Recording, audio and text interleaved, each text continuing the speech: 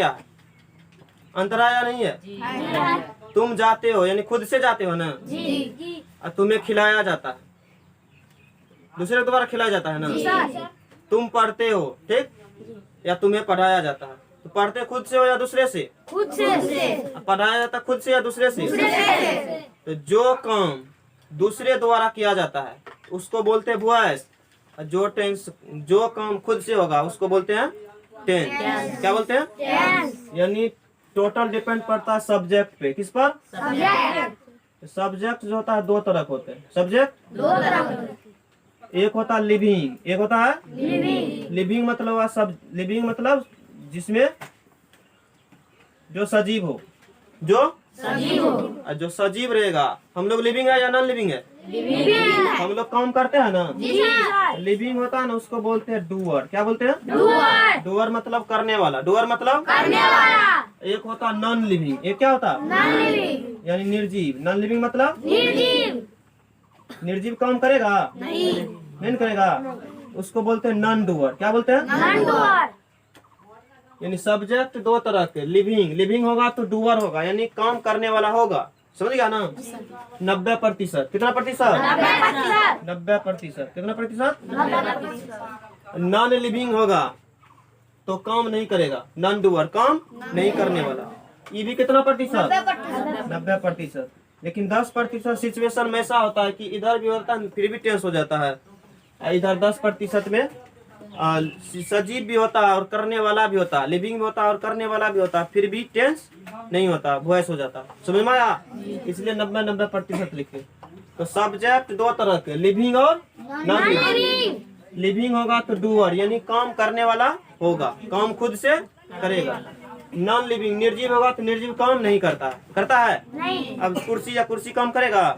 Marker काम करेगा? नहीं करेगा। तो लिविंग जो होता है ना, लिविंग उसी को बोलते हैं जिसमें डूअर रहता, काम करने वाला, उसी को बोलते हैं टेंस। काम खुद से होगा क्या होगा? काम खुद से करेंगे तो जैसे मैं पढ़ाता हूँ, खुद से पढ़ाता हूँ ना, तुम्हें पढ़ाया जाता है, खुद से पढ़ाया जाता है। तो टेंस या वॉइस? वॉइस। नॉन लिविंग होगा तो वॉइस। नॉन लिविंग होगा तो आप पहचान जाएंगे कौन टेंस है कौन वॉइस है। काम खुद से होगा, टेंस या वॉइस? काम खुद से नहीं होगा, दूसरे द्वारा होगा। अब बताओ, हम बोलते हैं, तुम लोग बताना टेंस है या वॉइस। मैं पढ़ाता हूँ, रोड बनती है, पुल बन रही है, कुर्सी टूट गई, मैं कुर्सी तोड़ता हूँ। काम खुद से हुआ ना? तुम लोग पढ़ते हो, वॉइस हुआ। खुद से पढ़ते हो ना? तुम्हें पढ़ाया जाता है। सब्जी बिकती है, सब्जी बिकती है, टेंस या वॉइस? क्या सब्जी अपने से मार्केट से आओ ले लो, हमको लेके जाओ, किसी द्वारा बेचा जाता है? तो टेंस या वॉइस? अब मैं जा रहा हूँ, घोड़ा दौड़ता है, खुद से दौड़ता है ना? घोड़ा को दौड़ाया जाता है। तो काम खुद से होगा टेंस, काम खुद से नहीं होगा तो टेंस जो होता है ना, टेंस में वर्ब का पांचों फॉर्म आता है।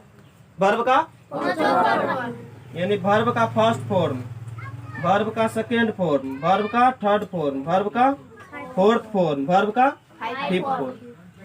यानी सब्जेक्ट लिविंग होगा तो डूअर होगा, करने वाला होगा तो टेंस होगा, काम खुद से करेगा तो टेंस में पांचों फॉर्म आता है, V1, V2, V3, V4, V यानी वर्ब का पहला रूप, दूसरा रूप, तीसरा रूप, चौथा रूप और पांचवा रूप। लेकिन जब वॉइस आता है तो वॉइस में मात्र सिर्फ और सिर्फ वर्ब का थर्ड फॉर्म आता है। कौन सा फॉर्म आता है? वर्ब का। तो ये जानकारी कहीं भी नहीं बताया जाता। समझ में आया ना? अब अंतर समझ जाएंगे कौन सा टेंस है कौन सा वॉइस है। हम लोग पहले पढ़ते थे सिर्फ ये पढ़ाया जाता था कि ता है, टी रहेगा तो सिंपल प्रेजेंट टेंस, इससे पता नहीं चल पाता था। जैसे अब सब्जी बिकती है, इसमें भी ता आ रहा ना, सब्जी बिकती है, टी आया ना, तो उसको भी हम लोग टेंस समझ लेते थे। लेकिन ऐसा बात नहीं है, काम खुद से होगा तो टेंस होगा, काम दूसरे द्वारा